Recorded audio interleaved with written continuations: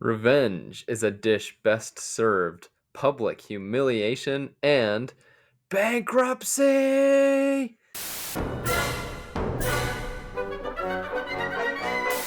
All right, we watched Count Dracula of Monte Cristo, didn't we?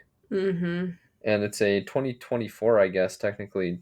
Wait, this says 2025. Yeah, I think it came out this year. But then it says 2024 on IMDb. But then when you Google it, it says 2025. So I don't know what the hell's going on here. And then this says first episode date was January 13th, 2025 No, it all came out in December of 20. last year. But December hasn't happened this year. Oh, right. Yeah. So like what is going on here? Why am I seeing two different dates in like every other source? Whatever. Okay, so it came out last year. And what do we think of it? Do you want to tell them what it's about? The original book was written by Edward Dumbass, and he wrote it in 18 what? 1840. Does that sound right? I should have had this information pulled up. Count of Monte. Wait, what? But this is saying that the episodes came out in January into February. Yeah, see, there's like so many freaking. Is it where it was released in France and then when it was released here? It could be, but this. So okay, so But it also doesn't make any sense. Why would they release them 2 weeks late here? wait, did I call him Edward Dumbass? What's his name? I'm the real dumbass. It's Oh. Alexandre Dumbass, and Alexandre Dumbass wrote this apparently with another author, August Mackwit. Should I continue to butcher these names on purpose? Well, why are you actually trying with his first name and then just calling him dumbass? Oh, good point. So Alexander Dumbass wrote the Count of Monte Cristo as a serial from 1844 to 1846. That must have been a freaking nightmare to print. Well, I mean, just like how long? 2 years. Right? Yeah, but like, he would have had to release like a page a day with how freaking big that book is. Yeah. Right. Anyways, and then it was released as a book in 1846. So it's an old book by Alexander Dumbass, and it's about this guy named Edward. That's where I'm getting Edward from. His name is Edmund. What's wrong with you? We're off to a really, really good start. So Edmund Dance is.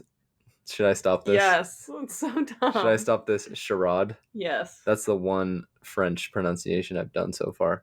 So Edmond Dantes is a shippy guy. He's a sailor man, Popeye the Sailor Man, and he gets promoted and he becomes the captain of the ship that he's working on. He gets promoted over someone. Over this guy who is technically in line. He has a higher rank on the ship than Edmund does. But since Edmund has been there for longer, the captain, as he's dying, decides, I'm going to give control of the ship to Edmund because I trust Edmund and I know Edmund and Edmund's a good guy. And I love him, and I love him a lot romantically, but I'm dying now, so, there's no future there. So he gives, just kidding about that last part, but he gives the captaincy to Edmund. Edmund sails them home through the storm, but the guy who they jumped over to give the captaincy to Edmund, his name is Danglars, and Danglars gets really, really... Say his name normal. Danglars. No, you don't say the S. They do sometimes in this show. Yeah. Hmm. Yeah, they Anglicanize the French words sometimes. They definitely... I don't know what the hell they did with the Italian words. But it was fucked, whatever they did. I don't know if it was like English Anglicanized or if it was like an Anglicized version of a French pronunciation of Italian words, or if it was just the straight French pronunciation. But it was... What word specifically? It was like everything. Spada they got right, but how hard is that to do? It's very easy. Like, I don't know why this guy's name is Jacopo. Like, you barely ever use the letter K in Italian, and that guy's name is clearly supposed to be Jacob. So I don't know why his name is Jacopo. Well, they only said that in the beginning, and then they switched it to Jacopo. Yeah, you would never say Jacopo ever. Yeah, I off the top of my head, I don't know a single Italian that word it was that starts with yeah. it was inconsistent Yeah, the way that they said his name. right. What else? Rome. They said Rome instead of Roma, but whatever. I don't care about that. But I don't know. They didn't really try with the Italian pronunciation. I don't know how they did with the French.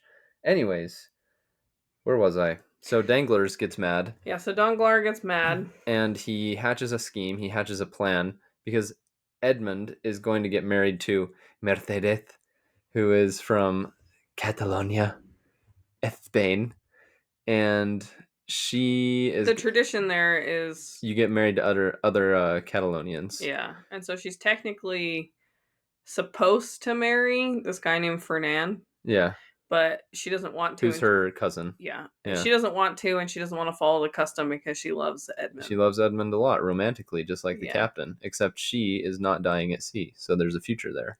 right. So then Fernand and Danglars hatch a scheme. Yep, they are They put going their hands together and they have their fingers go. right, Ooh.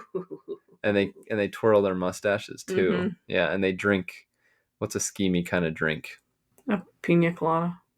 Oh yeah, yeah. There you go. Appletinis. They drink their bitchy, catty little appletinis in the dark in a pub, and the bartender's like, "Why are you ordering an appletini? That hasn't even been invented yet, And probably." they bitch slap him and they say, I'm a catty little bitch and I'm trying Yeah, to get Edmund in trouble. and the bartender's like, "Say less." Word, brother. But so hopefully we're not giving too much away What? of the beginning because anyways they managed to get Edmund in trouble and he's falsely imprisoned on the Castel d'If, which is like right across the street from Marseille, and by street I mean The water. It's like water. a couple of miles out into the water. Edmund lives in Marseille, so he gets imprisoned for 15 years in the Castel d'If, and then Edmond eventually gets out and gets rich, and he becomes the Count of Monte Cristo, and he's trying to take revenge, basically, on the people who wronged him. And that's the spark notes of the book. So if you're doing a book report, you're welcome. Because that book is super long. Except we haven't given you really anything useful. Mm. At first, I thought that I wasn't gonna love this from the first episode because This this is a series also, if we didn't say that. It's an 8 episode yeah, miniseries or whatever. yeah, Which I'm really glad that they did that. To put like a miniseries yeah, for it. because the It's book is huge. Yeah, it's massive. There's too much to put into a 2 hour movie, in my opinion. Right. And I felt like 8 episodes was perfect also. Did you? Yeah, it ended a little fast, but yeah, Hmm. mostly for the most part, I Yeah. agree. Yeah, but the first episode, like some of the writing felt a little bit too expository. If I'm remembering back, it's been a while since we watched the first episode, but I was like, yeah, and then there were a ton of flashbacks in the first episode that I was like, We just oh saw my this. gosh, I know who Mercedes is. You don't need to flash back to Well, and we know that they're dating. and I know who Fernandez and I know who Danglars is, Right. and I In the don't first flash back so much. in the It makes first 2 episodes there were so many flashbacks. it makes me feel stupid. And we started this joke where whenever they would flash back, we'd be like, "Oh, I'm so glad they did that because I did not remember who Edmund was. Oh wait, who even is he? Wait, what's happening? Wait, who's that character?" Or when they stopped flashing back, and they would show something that was important, both of us would be like, how are we supposed to know what's going on? Why didn't they flash I back? have no context. But then it actually became twisty and turny enough that like there weren't enough I know. flashbacks, and I was like, oh, okay, They wasted it. Was like they had an allotment of right, flashbacks and they used them all in the first episode. yeah, And then we were just left hanging for a lot of it. yeah. But the show picks up and it gets really good, right? Yeah. So we were like kind of hardcore binging this, We watched 4 episodes in one day. and then we took a trip and we only watched one episode during the trip just because there was no time but then we finished this when we came back. In like one day, I think. Right. So like this would have been binged hardcore if we Yeah. hadn't gone on vacation. And the last show that we binged was Presumed Innocent with Shaky Jake the Snake Gyllenhaal. Mm-hmm. That's what his family calls him. Did you know that? Did you talk to them? I made it up, Oh, but they do. This is way better than that. yeah. Way more Yeah. satisfying. I don't know if we talked about this in an earlier episode, but I think the reason we binged Presumed Innocent was just to figure out why, like, what happened Yeah. to get to the ending. Yeah. And this was fun all the way through. Yeah, it's just It's so well made, and Yeah. like the acting and the writing is really good, and it's not over the top. no. Like this story is pretty crazy, but like the way that they told it was really enjoyable. Right. The main actors that you're gonna recognize are Sam Claflin, who played Finnick in The Hunger Games. He was also in Peaky Blinders. And then Yes, Sam, right? yeah, Claflin, yeah, not Sam Claflin, right. like we thought. And then Jeremy Irons he's the priest that Edward meets in prison, a fellow prisoner. And those are the actors that you're gonna know. Everybody else is an unknown, at least was unknown to me, but they all did a good job. They all do good work.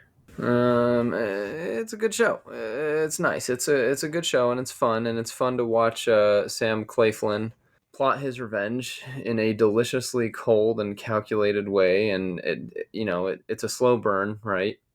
And his revenge just sort of drags out, which is the best Well, it's just fun to watch. because it's fun. It's fun to see how Danglar. So his three targets, if you'll permit, are Danglars, Fernand, and the prosecutor Villefort.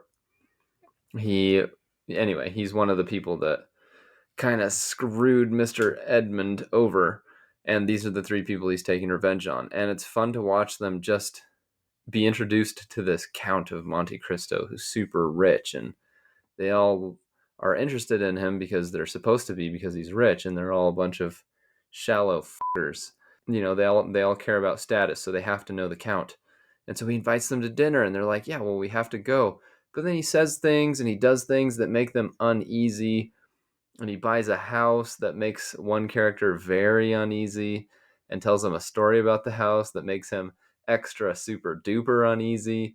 And he makes all these little comments, and he makes investments and promised investments to Danglars, who's now a banker, that make Danglar very uneasy and very overexposed. And it's just great to watch them squirm in their chairs, for the whole 8 episode run, or however Yeah. many episodes it is where he's back from the castle. But it's also like one of those dumbass cautionary tales where like the author's like, if you are plotting revenge, dig 2 graves, which is just like baby talk. Plot that revenge, do it. You know what I mean, Micah? Mm-hmm. Screw the consequences. Collateral damage, it's gonna happen. You can't make a tomlet without breaking a few Gregs. Okay, if this feels jarring, it's because we had to do a part 2 recording of this video because our baby woke up and was Mrs. Fusspot USA, and we had to tend to her. You're gonna have to start talking, Micah, because I just popped a brookie. Oh my gosh. Before we went on vacation, we went to Costco and we each picked out a snack that we wanted to bring on the road trip. And Braden picked the Brookside chocolate covered berry things. And I picked something else. And before we even left on our trip, the Brookside were half gone. And Braden's obsessed. Yeah. This is not an ad. Let us know in the comments if you thought that Papa Brookie meant take some kind of drug, and if that's what you thought, what drug was it that you thought that I was popping? That's new. That's new slang, by the way. You heard it here first. Pop a brookie means literally just to pop a Brookside in your mouth. Oh my gosh.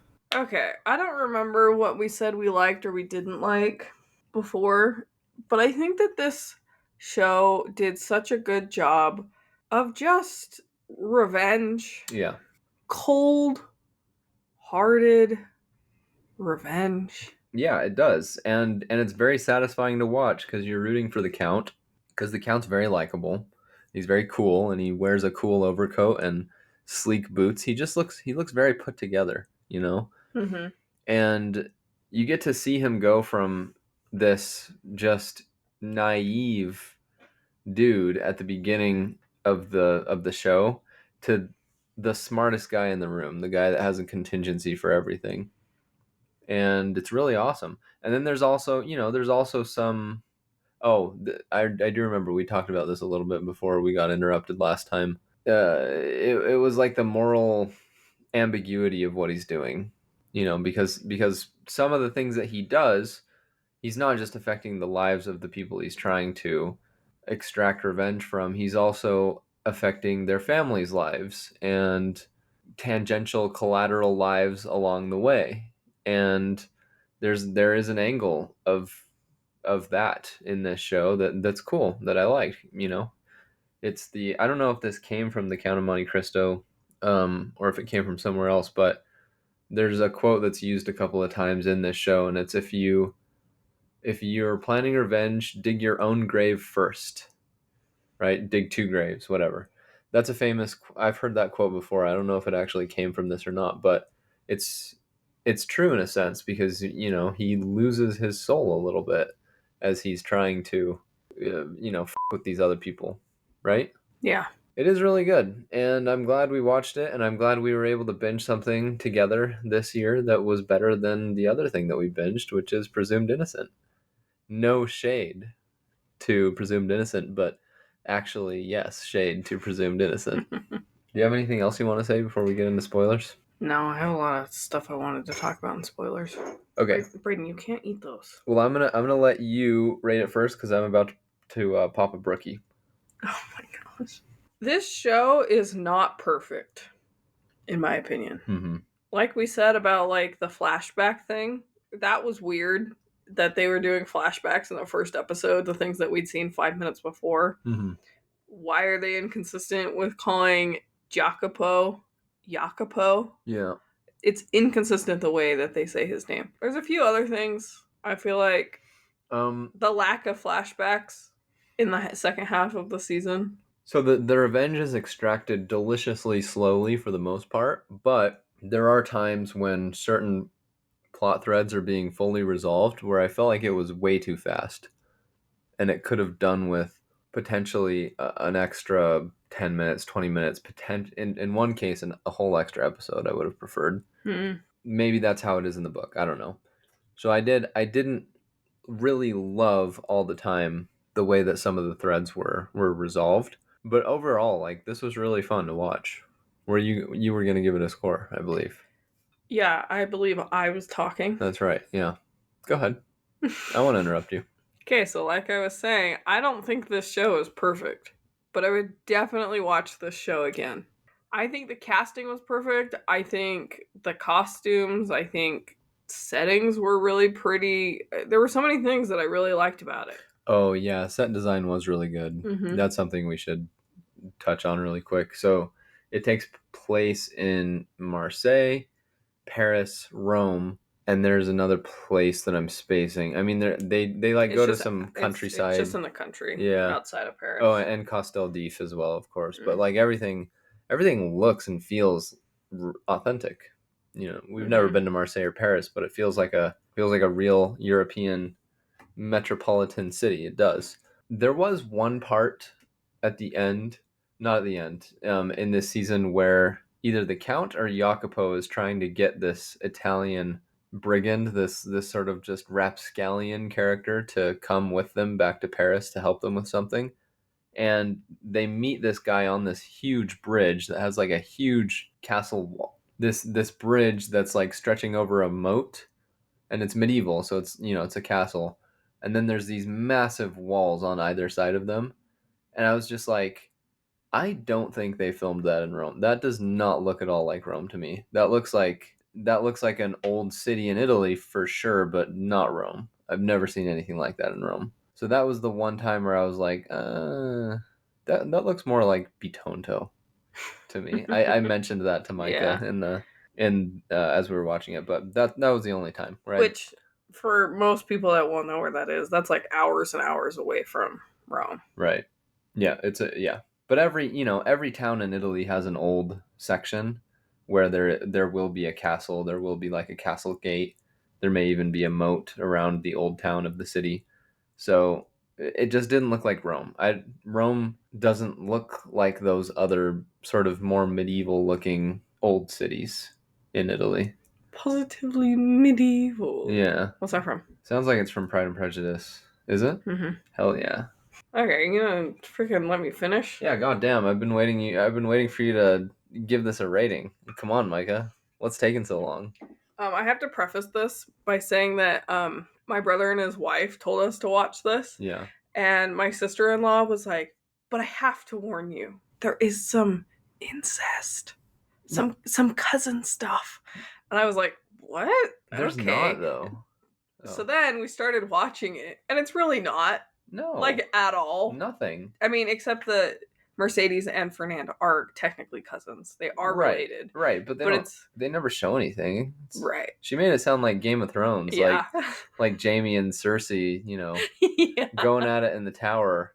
Yeah. But that's not how it is at all. This show is really I would say There's one part. one part where it's like TVMA and it's someone gets their throat cut Yeah. and it's like, whoa, because The rest of the show is PG, basically.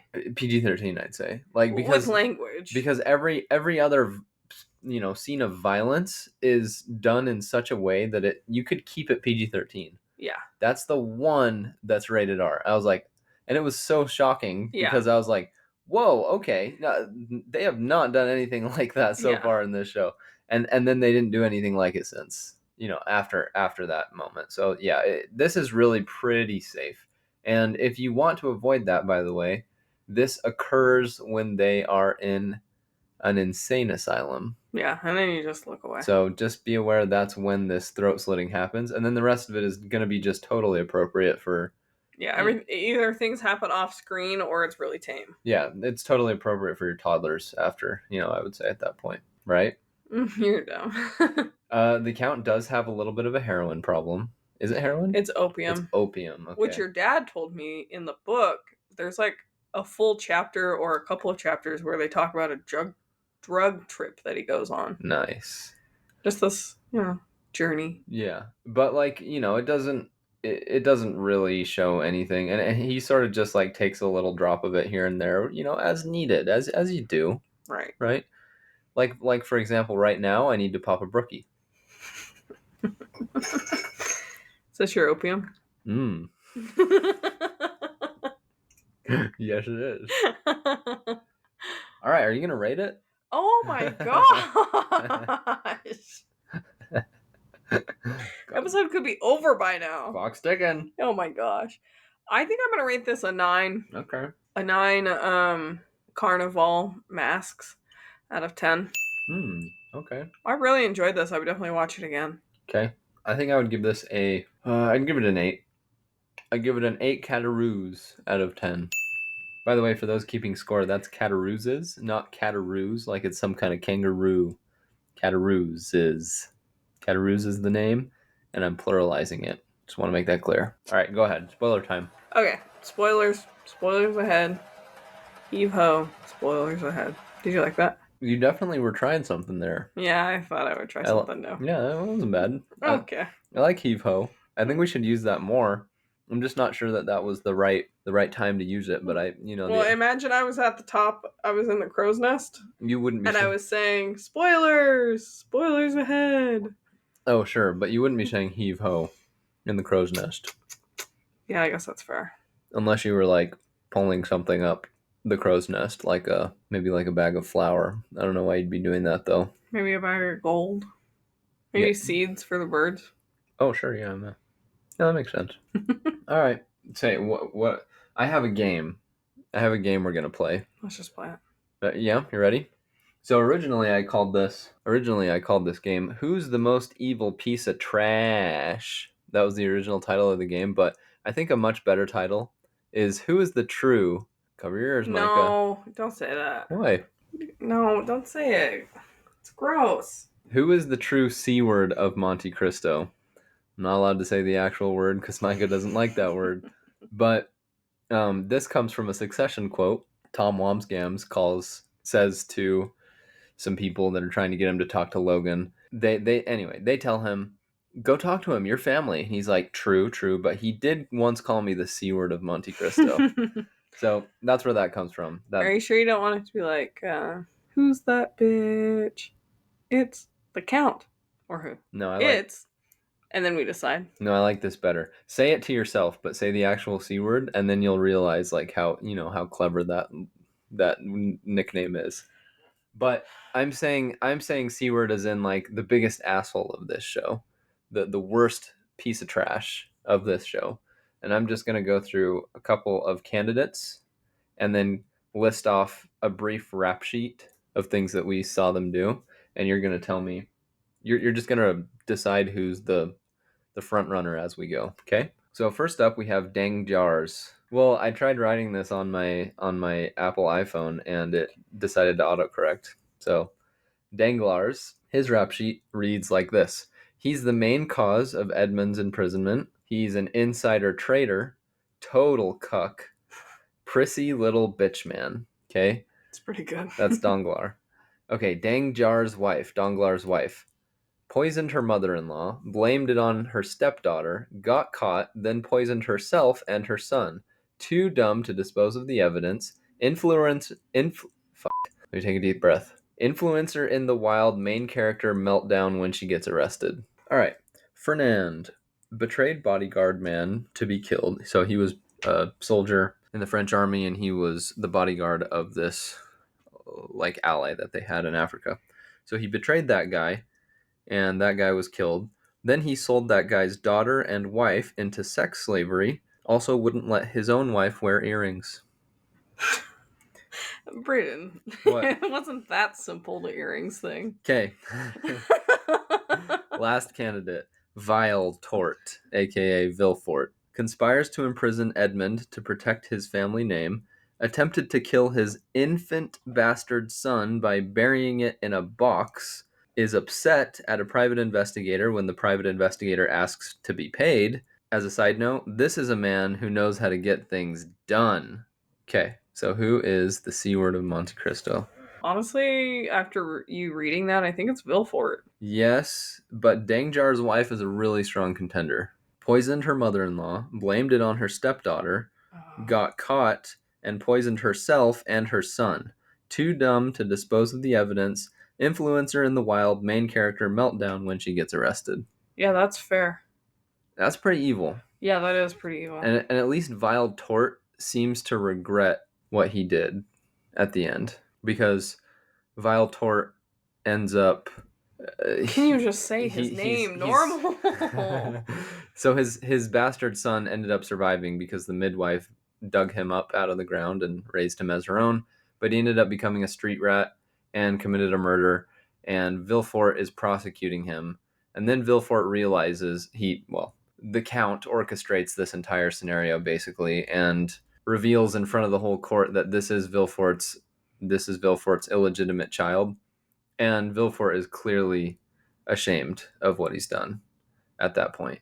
And he says no one is above the law, referring to himself. So he's like, yeah, I deserve to be punished for what I've done. So yes, he probably did the most evil thing in this show. Because like, how can you put a newborn baby in a box and bury it? Yeah. That's awful. Disgusting. Okay. But he says that he's not above the law. Yeah. But then at the very beginning of the show, he's the reason that Edmund. Right. Well, he was gonna let Edmund go.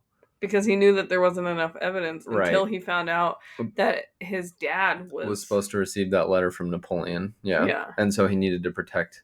Really, he was protecting himself. Yeah, he was protecting his reputation. Yeah. But like the reason I'm voting for Dangjar's wife is because Vile Tort seems to be a changed person somewhat by the end of this. Wait, isn't it Villefort's wife? Oh, you're right. You're right. Damn it. Sorry, guys. Not Dangjar's wife. Vile Tort's wife. Yeah, it is Villefort's wife. So it's either Villefort or Villefort's wife for the two evil. Can we just count them as one? No, you have to pick one. Because they're a couple? Yeah, no, they're different. You have to pick one. Personally, I'm picking Vilfort's wife because She kills herself and her to son. the end, she's a freaking conniving ass wipe. And she blames the murder that she committed on her stepdaughter, knowing full well what's going to happen to that step. She's going to be, executed for that. And then because she can't cope with the consequences, is kills herself and then kills her completely innocent son. What? Yeah, I feel like if she'd done all of that but had only killed herself, it would be You'd still okay. say Vilfort? I would say Vilfort. Uh huh. But because she killed her son also, that's pretty bad. Like, why? She's so selfish. Yeah. She's awful. Okay, I guess Vilfort's wife. That's what I think too.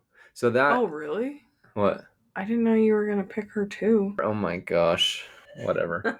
What was I gonna say? And that's what I was alluding to when I talked about like the consequences that the count couldn't have foreseen. That's the main one, is that son dying. And then also the street rat kid murdering the PI and almost losing his life for it.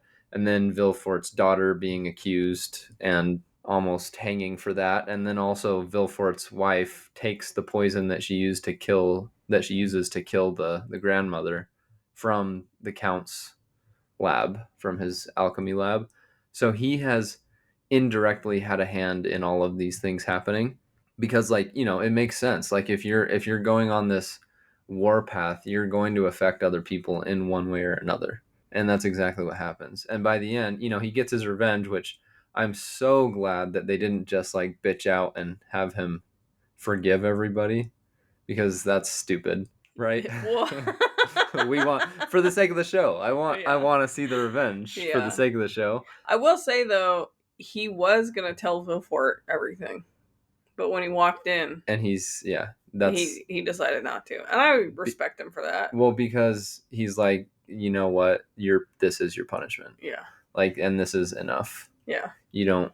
He didn't want to gloat over what had happened because, An innocent person had died. right, The little boy. yeah, right, exactly. So, but really good show. Happy endings for several characters. For Eugenia, who is Danglar's daughter. Yeah, Um, that was pretty cool. yeah, I liked that a lot. That Vampa was like. Yeah, he's so cool. I love it. Vampa is the Italian that they meet in the not the bridge in Not Rome. Vampa Yeah, is the brigand. He's a good character. I like him a lot. yeah. Luigi. Luigi. Green Mario. Luigi Vampa. Oh, that was his Yeah. first name. Oh, nice. Jacopo is a great character. Yeah. He's one of my favorites in this show as Who well. was his cousin? I remember his name because I knew someone of this name in Italy. Ettore is his name. Yeah, Yeah. he was pretty cool.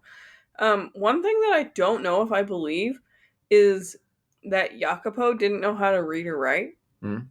and the Count didn't require it. Jacopo is his muscle, really. Right, but it seems like a chink in the armor or something that Jacopo doesn't know how to read or write. Maybe it just wasn't common for servants to know how to do that Maybe. at that time. But this was really good. We would recommend it. And this is all we're going to talk about today, I think, right? So coming up. Yeah. So coming up, I still need to talk about Andor season 1 and 2. We've also been watching the Daniel Craig James Bond movies. And season 4 of The Bear. And we're watching season 4 of The Bear. So that's all in the pipeline. Okay, piss off now. Bye.